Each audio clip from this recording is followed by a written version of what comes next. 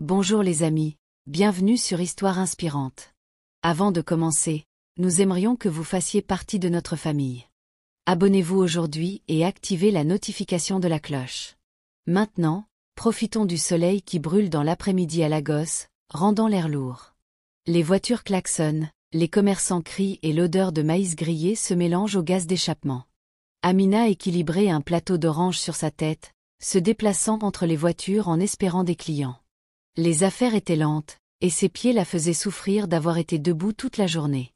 Elle essuya la sueur de son front en soupirant, puis une voiture noire élégante s'arrêta à proximité. La portière du conducteur s'ouvrit et un homme en sortit. Il avait l'air important, en costume coûteux et chaussures cirées. Les yeux de Amina le suivirent alors qu'il marchait vers un petit magasin. Avant d'atteindre l'entrée, ses pas faiblirent, sa main se plaqua sur sa poitrine. Puis là, juste au milieu de la rue, il s'effondra. Pendant un instant, tout se figea, puis le chaos éclata.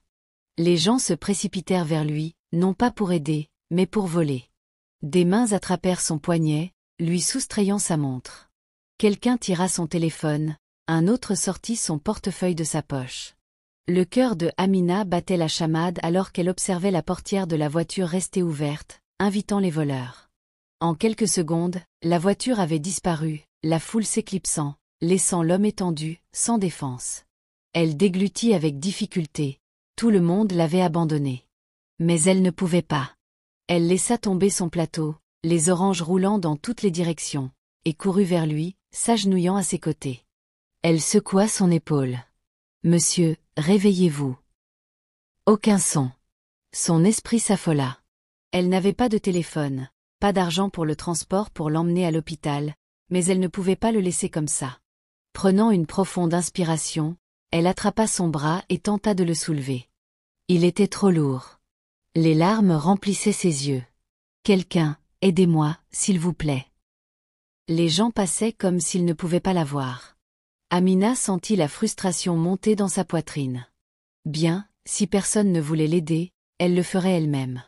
Elle tira son bras sur son épaule, et de toutes ses forces, commença à l'entraîner vers la sécurité. Les muscles de Amina brûlaient alors qu'elle peinait à traîner l'homme inconscient vers l'ombre d'un magasin voisin. La sueur glissait sur son visage, sa respiration s'accélérant. Les gens regardaient, mais n'offraient aucune aide. Certains chuchotaient, d'autres secouaient la tête et s'éloignaient. Son cœur battait avec frustration. « Pourquoi tout le monde est comme ça ?» murmura-t-elle. Mais elle ne pouvait pas s'arrêter maintenant. La respiration de l'homme était superficielle et son visage paraissait pâle. Elle devait agir vite. Elle regarda autour d'elle, cherchant un visage familier, puis elle aperçut Ahaï, la femme qui vendait du yam frit au bord de la route. « Ahaï, s'il te plaît, aide-moi, » demanda-t-elle, la voix cassée. « Cet homme est tombé et personne ne veut m'aider à le porter. » Ahaï hésita en s'essuyant les mains sur son tablier. Amina, ce n'est pas mon affaire, tu risques de te mettre dans l'embarras. Des larmes piquaient les yeux de Amina, mais elle refusait d'abandonner. S'il te plaît, je ne peux pas le laisser comme ça. Il a besoin d'aide. La femme soupira enfin et hocha la tête.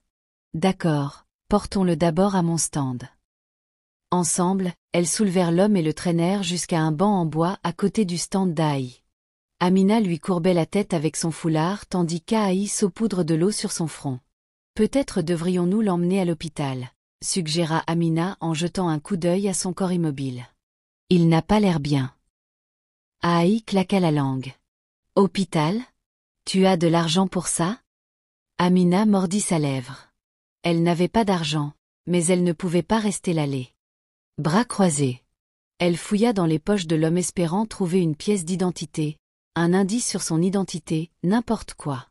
Ses doigts tombèrent sur quelque chose, une petite carte. Elle la sortit et lut le nom.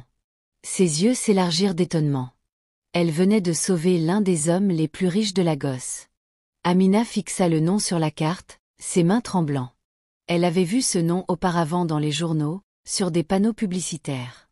Elle baissa les yeux vers l'homme inconscient sur le banc. Comment quelqu'un d'aussi puissant pouvait-il se retrouver comme ça, volé et sans défense dans la rue? Ahaï jeta un œil par-dessus son épaule. Qui est ce type? Amina avala de travers. Son nom est Fimi Johnson. Les yeux d'Aïe s'élargirent.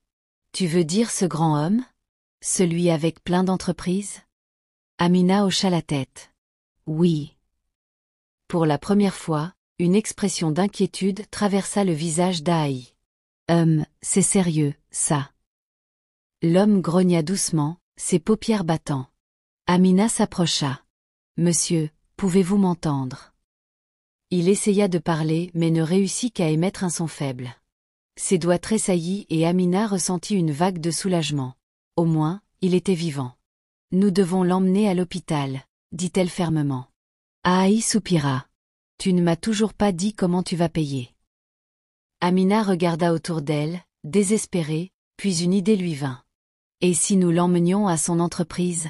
Quelqu'un là-bas le reconnaîtra. Aïe hésita puis hocha la tête. Ça a du sens. Avec beaucoup de peine, elles réussirent à héler un vieux taxi. Le chauffeur les regarda avec suspicion. Vous allez où? Amina prit une profonde inspiration. Johnson Holdings. Nous devons emmener cet homme là-bas. Les sourcils du chauffeur se soulevèrent. Johnson Holdings? C'est une blague? Non, nous sommes sérieux. C'est monsieur Fimi Johnson. Les yeux du conducteur s'élargirent en regardant l'homme inconscient. La reconnaissance apparut sur son visage. Ah, c'est vrai. Il déverrouilla les portes de la voiture rapidement. Allez, montez.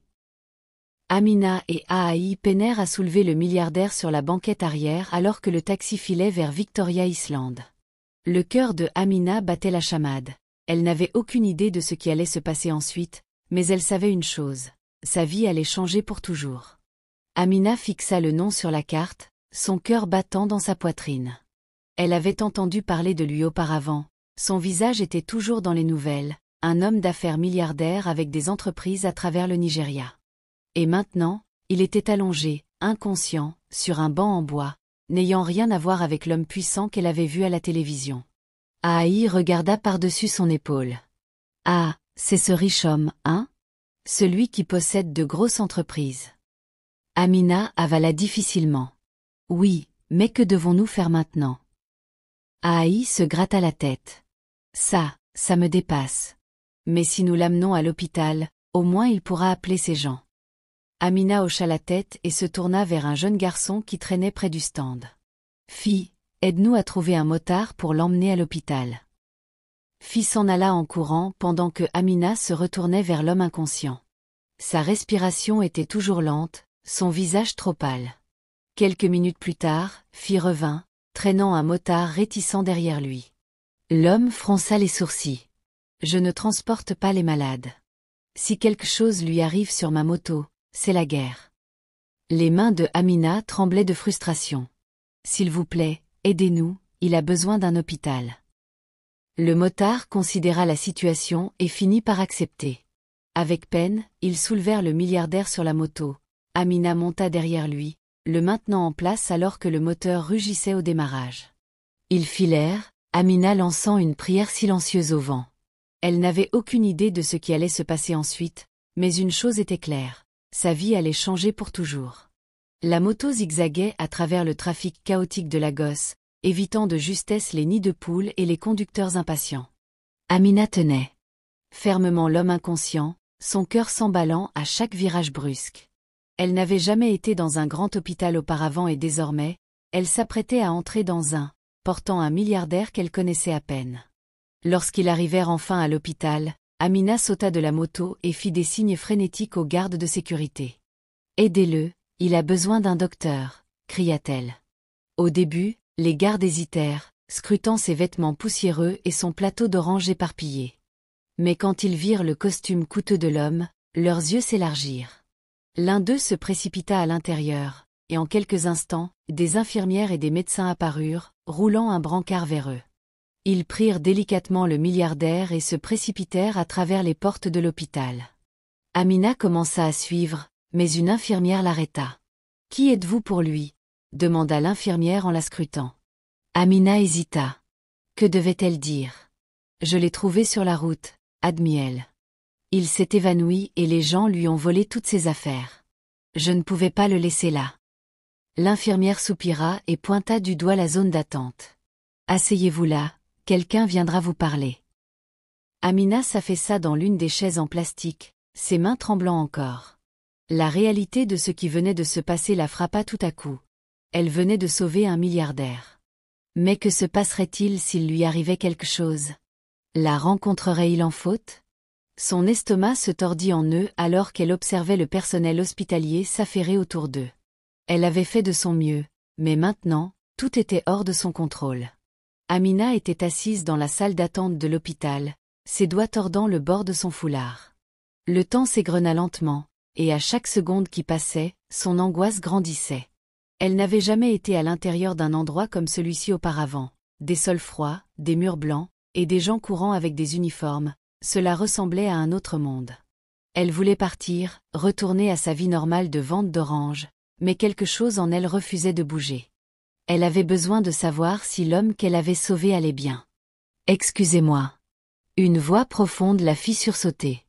Elle leva les yeux pour voir un homme grand en costume se tenir devant elle, le visage impassible, les yeux perçants. « Êtes-vous la fille qui a amené monsieur Adiou ici ?» Elle hésita, puis hocha lentement la tête. « Oui, monsieur. » L'homme soupira et s'assit à côté d'elle. « Je m'appelle Tinde, je suis son assistant personnel. » Il la scruta attentivement. Que s'est-il passé? Amina expliqua tout. Comment le milliardaire était tombé, comment la foule l'avait volé et comment elle avait lutté pour obtenir de l'aide. Elle ne laissa aucun détail de côté. Tinde l'écoutait en silence, son expression indéchiffrable. Lorsqu'elle eut fini, il se pencha en arrière et se frotta le menton. « Vous me dites qu'au milieu d'une foule, vous étiez la seule à rester pour aider. » Amina se tortilla mal à l'aise. « Je ne pouvais tout simplement pas le laisser là. » Tinde l'observa pendant un moment, puis se leva. « Restez ici. » Il s'éloigna, la laissant seule avec ses pensées. Avait-elle fait le bon choix, ou allait-elle avoir des ennuis pour s'être mêlée de la vie d'un homme riche? Elle se serra contre elle-même, essayant de chasser l'inquiétude. Quoi qu'il arrive ensuite, elle savait une chose avec certitude. Sa vie ne serait plus jamais la même. Amina était assise avec les mains croisées sur ses genoux, regardant les gens entrer et sortir de l'hôpital. Son ventre grommela, lui rappelant qu'elle n'avait pas mangé de la journée, mais elle l'ignora. Elle voulait simplement savoir si le milliardaire allait bien. Tinde revint quelques minutes plus tard, le visage impassible. « Monsieur Adiou est réveillé. » Un soulagement inonda Amina, mais avant qu'elle ne puisse demander quoi que ce soit, Tinde continua. « Il veut vous voir. » Sa bouche se droppa. « Moi ?» Tinde hocha la tête rapidement. « Suivez-moi. » Amina se leva à contre-cœur et le suivit à travers le couloir de l'hôpital, son cœur battant à chaque pas. Que allait-elle dire à un homme comme lui? Et s'il était fâché à cause de tout ce qui s'était passé? Lorsqu'ils arrivèrent à la chambre privée, Tinde ouvrit la porte et fit un geste pour qu'elle entre. Amina entra lentement. Monsieur Adiou était assis sur son lit, son visage paraissant légèrement mieux, bien qu'il y avait encore un soupçon d'épuisement dans ses yeux. Il tourna la tête et croisa son regard. « C'est toi, » dit-il, sa voix profonde mais faible. « Tu es celle qui m'a aidée. » Amina avala difficilement et hocha la tête. « Oui, monsieur. » Une longue pause s'ensuivit avant qu'il ne reprenne la parole. « Pourquoi ?» Elle cligna des yeux, surprise. « Parce que vous aviez besoin d'aide. » Personne d'autre n'aida. Un petit sourire effleura ses lèvres, mais il y avait autre chose dans son expression, quelque chose qu'elle ne pouvait pas vraiment définir. « Quel est ton nom ?»« Amina. »« Amina », répéta-t-il comme pour tester comment ça sonnait, puis il expira et secoua la tête légèrement. « Tu ne sais pas ce que tu as fait pour moi. » Elle fronça les sourcils. « Monsieur, je... » Au lieu de répondre, il regarda Tinde. « Assurez-vous qu'elle ne parte pas. » Les yeux de Amina s'élargirent. « Qu'est-ce que vous voulez dire ?» Tinde ne lui fit qu'un petit sourire. « Vous verrez bien. » Le cœur de Amina battait la chamade alors qu'elle fixait monsieur Adiou. Que voulait-il dire en s'assurant qu'elle ne parte pas? Tinde fit un geste pour qu'elle s'asseye, mais elle resta levée. « Monsieur, je ne comprends pas, » dit-elle prudemment. « Ai-je fait quelque chose de mal? » Monsieur Adiou rit, bien que ce fût faible. Mal? Tu as sauvé ma vie. Il se redressa légèrement, grimaçant. Si tu n'étais pas resté, je ne sais pas ce qui m'aurait arrivé. Amina laissa échapper un soupir de soulagement, mais la confusion continuait de grandir dans son esprit. Alors, pourquoi voulez-vous que je reste? Il l'examina longuement avant de parler. Parce que des gens comme toi sont rares. Sa voix était calme mais ferme. Dans une ville où l'argent aveugle les gens, tu as choisi la gentillesse plutôt que l'avarice. Elle baissa le regard. J'ai juste fait ce qui me semblait juste. Tinde s'avança. Monsieur, devrions-nous organiser son retour chez elle? Monsieur Adiou secoua la tête. D'abord, elle doit manger. Les yeux de Amina s'élargirent d'incrédulité. Monsieur, je vais bien. Il leva un sourcil. Quand avez-vous mangé pour la dernière fois? Elle hésita, la vérité étant qu'elle ne s'en souvenait pas. Entre la vente d'oranges toute la matinée et la course pour l'aider, la nourriture avait été la dernière chose à laquelle elle avait pensé. Je le savais, dit-il en signalant à Tinde. Apportez-lui de la nourriture. Tinde hocha la tête et quitta la pièce, laissant Amina seule avec le milliardaire. Elle se sentait mal à l'aise, debout dans une chambre d'hôpital aussi luxueuse, entourée de machines et de meubles coûteux. Elle ne se sentait pas à sa place ici. Monsieur Adiou la regardait de près. Tu trouves cela étrange, n'est-ce pas? Elle hocha la tête. Oui, monsieur. Ses lèvres se mirent à sourire. Habitue-toi, Amina, car ce n'est que le début. Amina se déplaça dans son siège, incertaine de la manière dont elle devait répondre. Juste le début? Que voulait-il dire? Elle ne cherchait rien en retour, elle voulait juste aider. Mais maintenant, elle se trouvait dans la chambre d'un milliardaire, traité comme quelqu'un d'important. Un coup à la porte interrompit ses pensées. Tinde entra, portant un plateau de nourriture. L'arôme du jollof et de la banane plantain frite remplissait la pièce, faisant gronder le ventre de Amina de faim. Elle ne s'était pas rendue compte à quel point elle se sentait vide jusqu'à présent. Mange, ordonna monsieur Adiou. Amina hésita. Elle n'avait pas l'habitude de manger devant des gens riches et elle n'avait certainement pas l'habitude d'être servie. Mais la faim était trop forte pour être ignorée. Elle prit une cuillère et une petite bouchée. Les saveurs explosèrent dans sa bouche, la faisant presque pleurer. Cela faisait longtemps qu'elle n'avait pas mangé quelque chose d'aussi bon. Monsieur Adiou la regardait avec curiosité. Dis-moi, Amina, depuis combien de temps vends-tu des oranges? Elle avala et s'essuya la bouche avec le dos de sa main. Depuis que j'ai 10 ans, monsieur. Son expression se durcit. Et ta famille? Elle baissa les yeux. C'est juste moi et mon petit frère. Nous faisons ce que nous pouvons pour survivre. Le silence remplit la pièce. Elle n'aimait pas parler de ses luttes, mais pour une raison étrange, c'était facile de dire la vérité à cet homme. Monsieur Adiou s'appuya contre ses coussins. Tu m'as aidé quand personne d'autre ne l'a fait. Je veux t'aider maintenant. Amina leva les yeux, surprise. Aidez-moi. Oui, ses yeux exprimaient quelque chose qu'elle ne pouvait pas vraiment comprendre. À partir de ce moment, ta vie ne sera plus jamais la même. Amina cligna des yeux, incertaine de bien avoir compris. Aidez-moi? Que peut faire un milliardaire pour une personne comme moi? Monsieur Adiou sourit faiblement. C'est exactement cela. Je vais faire en sorte que tu ne vendes plus jamais d'oranges. Tu mérites mieux que ça. Son cœur se serra. Vendre des oranges était tout ce qu'elle avait toujours connu. Cela avait mis de la nourriture sur la table pour elle et son frère. Mais, monsieur, il leva la main, l'arrêtant. Je ne te fais pas de charité, Amina. Je t'offre une opportunité. Tu as un bon cœur et je veux voir ce que tu peux en faire. Elle déglutit difficilement. C'était trop rapide. Mais au fond d'elle, quelque chose chuchotait que ce moment était un tournant dans sa vie. Que dis-tu? Demanda monsieur Adiou, les regards fixés. Amina prit une profonde inspiration. Elle ne savait pas ce que l'avenir lui réservait, mais pour la première fois, elle avait l'impression que cela pourrait être quelque chose de bien. Amina s'assit à l'arrière du SUV noir luxueux, les mains agrippées au bord de son siège. Le cuir semblait trop lisse, L'air à l'intérieur trop frais. Tout dans cette voiture criait la richesse et elle n'y était pas habituée.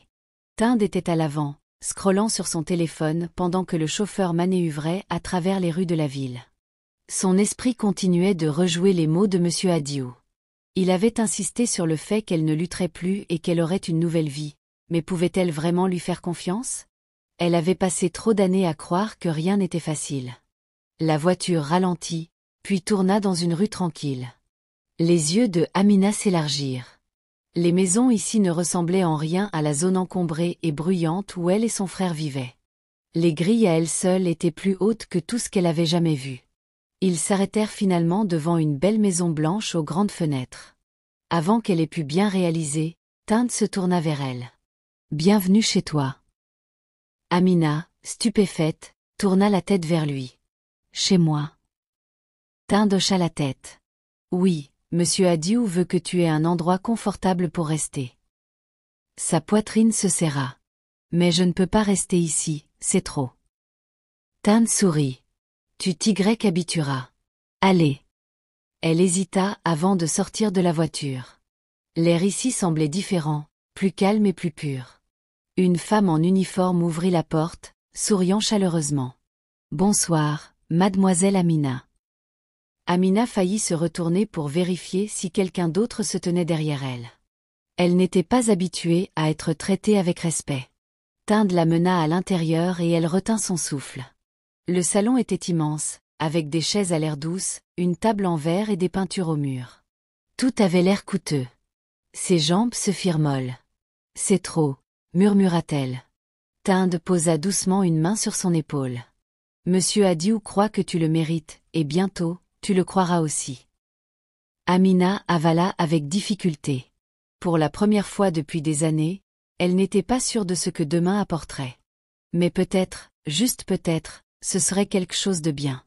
Amina se réveilla dans le lit le plus doux qu'elle ait jamais connu. Pendant un moment, elle oublia où elle était. L'air était frais, la chambre était fraîche et les draps s'étendaient lisses contre sa peau. Puis elle réalisa qu'elle n'était pas dans sa petite chambre étouffante, mais dans la maison que M. Adiou lui avait donnée. Elle se leva lentement, encore en train de s'adapter à cette nouvelle réalité. Tout cela paraissait irréel. La nuit précédente, après que Tinde l'ait guidée, elle avait à peine pu dormir, non pas à cause du confort du lit, mais parce que son esprit ne cessait de tourner en boucle. Est-ce que c'était vraiment sa vie maintenant? Pouvait-elle lui faire confiance? Un léger coup à la porte la sortit de ses pensées. Mademoiselle Amina, appela une voix féminine. Elle hésita avant de répondre « oui ». La porte s'ouvrit légèrement et la même femme, qui l'avait accueillie la nuit précédente, entra avec un sourire chaleureux. « Bonjour, ma. J'espère que vous avez bien dormi. Le petit déjeuner est prêt. Devrais-je l'apporter ici ou préférez-vous manger en bas ?» Amina cligna des yeux. Quelqu'un lui demandait comment elle voulait manger. Elle avait l'habitude de se lever et de se précipiter dans la rue, parfois en sautant des repas justes pour gagner suffisamment d'argent. Maintenant, elle avait un choix. « Je vais venir en bas », dit-elle rapidement, se sentant mal à l'aise à l'idée d'être servie au lit. « Très bien, ma », répondit la femme, puis elle s'en alla. Amina resta immobile un moment, puis finit par sortir du lit. Elle se rafraîchit et descendit, le cœur battant légèrement alors qu'elle se dirigeait vers le bas. La salle à manger ressemblait à quelque chose tout droit sorti d'un film, une longue table, polie à la perfection, avec une variété de plats fumants soigneusement disposés. Monsieur Adiou était assis au bout de la table, vêtu d'une tenue simple mais élégante.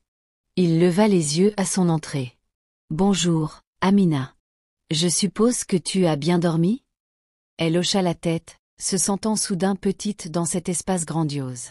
« Oui, monsieur, merci. » Il lui fit signe de s'asseoir. « Mange. Aujourd'hui va être un grand jour pour toi. » Elle hésita avant de s'asseoir. « Un grand jour ?» Il souriait. « Oui, il est temps de parler de ton avenir. » Amina avala, ses pensées étant trop occupées à analyser les mots de M. Adiou. Un grand jour, parler de son avenir? Que voulait-il dire exactement? Elle prit une petite bouchée de la banane frite, les mains un peu tremblantes. M. Adiou but une gorgée de son thé, l'observant avec des yeux calmes. Lorsqu'elle releva enfin les yeux, il se pencha en avant. « Dis-moi, Amina, si tu pouvais faire n'importe quoi du tout, que ferais-tu? Elle cligna des yeux, surprise. Monsieur, je veux dire, si tu avais l'opportunité d'apprendre, de grandir, de construire quelque chose pour toi-même, que ferais-tu? Amina hésita. Personne ne lui avait jamais posé cette question auparavant. Sa vie entière avait tourné autour de la survie, pas des rêves. Elle n'avait jamais osé penser au-delà du prochain repas, de la prochaine vente. Je ne sais pas, admet-elle doucement. Monsieur Adiou sourit d'un air compréhensif. C'est compréhensible. Tu as passé des années à lutter pour survivre, mais maintenant je veux que tu commences à penser différemment. Elle se souleva dans son siège. Monsieur, j'apprécie tout ce que vous faites pour moi. Mais que se passe-t-il si je ne suis pas faite pour ce genre de vie? Que se passe-t-il si je n'appartiens pas ici? Son expression devint sérieuse. Amina, sais-tu quelle est la différence entre les gens riches et les gens pauvres? Elle secoua la tête. L'opportunité. C'est tout. Tu es intelligente, travailleuse et gentille. La seule chose qui te manque, c'est la bonne opportunité. Mais maintenant, tu l'as, et je veux que tu la prennes. Son cœur battait. C'était effrayant, l'idée d'entrer dans un nouveau monde, mais au fond d'elle, une petite lueur d'espoir scintillait. Je veux apprendre, dit-elle finalement, surprise même d'elle-même. Monsieur Adiou hocha la tête d'un air approbateur. Bon choix. Nous allons commencer immédiatement. Tinde t'aidera à te guider. Tu suivras des cours, tu liras et tu visiteras même certaines de mes entreprises. Tu apprendras comment tout cela fonctionne. Les mains de Amina tremblaient légèrement. C'était un monde auquel elle n'avait jamais pensé faire partie, mais maintenant il se présentait juste devant elle. « Es-tu prête ?» demanda monsieur Adiou. Elle prit une profonde respiration et croisa son regard. « Oui, je suis prête. » Que va affronter Amina? Que va-t-il se passer ensuite? Dites-nous depuis où vous regardez et laissez vos commentaires dans la section des commentaires si vous voulez une suite.